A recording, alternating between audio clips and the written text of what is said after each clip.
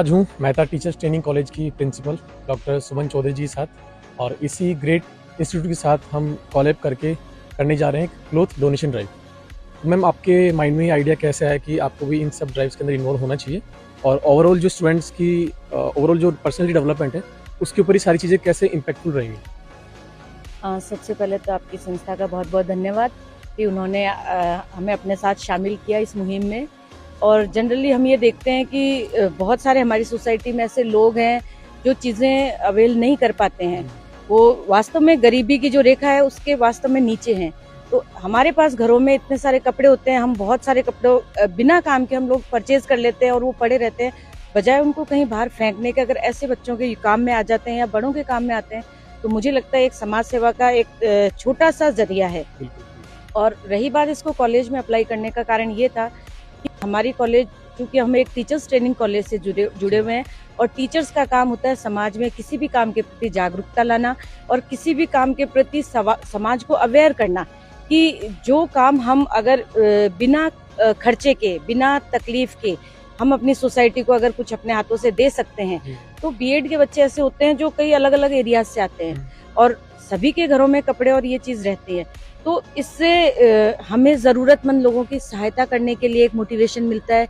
बच्चों को ये भी पता लगता है कि नीड क्या चीज होती है, आवश्यकता। हम शौक के लिए चीजें इस्तेमाल करते हैं, लेकिन कहीं ऐसी चीजें हैं जहाँ नीड बहुत जरूरी है, और हम बच्चों में एक पॉजिटिव, सकारात्मक ये दृष्टिकोण डालते हैं कि समाज में जो निम्न तबका है, जो परचेज नहीं कर पाता है, उसके लिए हमेशा हमें आगे रहना चाहिए।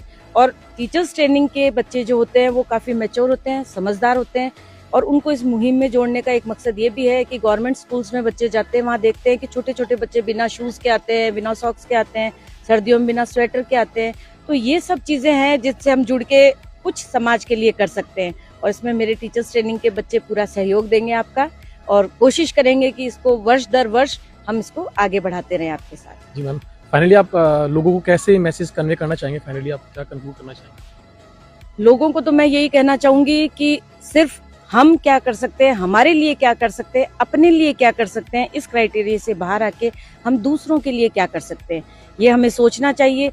एक कपड़ों के अलावा भी जैसे खाने की वेस्टेज हम लोग करते हैं, हम किसी गरीब संस्था में जाके लोगों को अच्छा खाना खिला सकते हैं। स्कूल है वहाँ जहाँ बच्चों को पेन, पेंसिल, बुक्स अवेलेबल नहीं होती हैं, वो हम डिस्ट्रीब्यूट कर सकते हैं।